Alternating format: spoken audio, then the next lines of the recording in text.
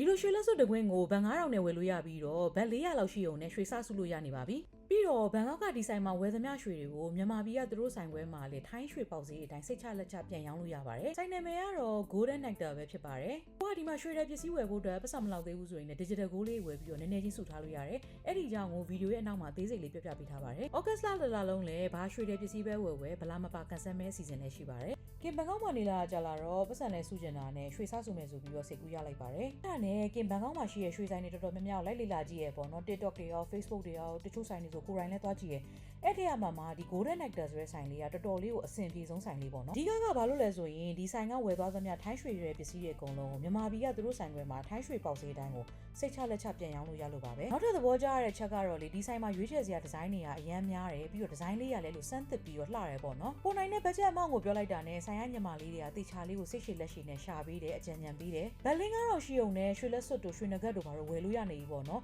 ကိုယ့်အကိုပဲဝတ်ဖို့ဝယ်ရွှေစုဖို့ဝယ်လက်ဆောင်ပေးဖို့ဝယ်ဘန်ကောက်မှာရွှေဝယ်ရတာတော်တော်လေးကိုတန်တယ်လို့ပြောရမယ်ရွှေစည်းတက်ကြလွယ်လို့ပေါ့နော်ဒီဆိုင်မှာရွှေဝယ်ရတာအရှုံးတော့မရှိဘူးဒီဆိုင်ကဝယ်သမျှရွှေကိုဘန်ကောက်ကပဲဆိုင်မှာဖြစ်ပြန်ရောင်းလို့ရတယ်လို့မြန်မာပြည်မှာလည်းပြန်ရောင်းလို့ရတယ်ဆိုတော့အရှုံးမရှိတော့ဘူးပေါ့နော်မြန်မာပြည်မှာဖွင့်ထားတဲ့ပင်ရေးဆိုင်နာမည်လေးကတော့ရွှေမြို့တော်ရွှေဆိုင်ပဲဖြစ်ပါတယ်သင်္ကန်းကျွန်းမှာဖွင့်ထားတာ73နှစ်သက်တမ်းရှိပါပြီ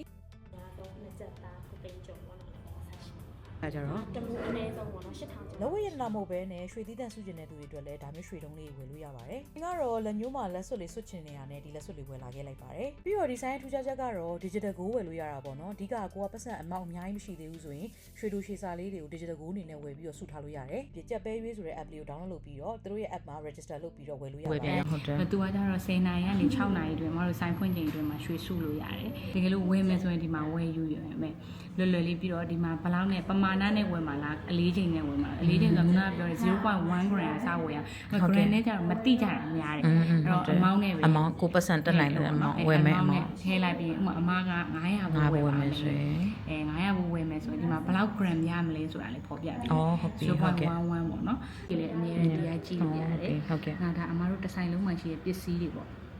ပစ္စည်းတွေဆိုရင်ဒါအထည်ပေါ့နော်အထည်မှာဆိုရင်တခုကိုထောက်ကြည့်လိုက်ရင်ဟိုဟာဒီ TikTok တို့မှာတော့ဝယ်တယ်လို့မျိုးပဲအမတို့ဈေးအတိအကျပါတယ်တစ်ခါဘယ်လောက်ပါလဲလေတစ်ခါရပေါ့လေ1350ပေါ့နော်ရွှေဈေးကဘယ်လောက်လဲလဲဖော်ပြပေးထားတယ်အခုပွင့်လင်းလင်းပေါ့နော်အမတို့ရောင်းပေးထားတယ်ဒါလို့ဝယ်မယ်ဆိုရင်အတုကန်နဲ့ထည့်ပြီးဝယ်ရုံပဲ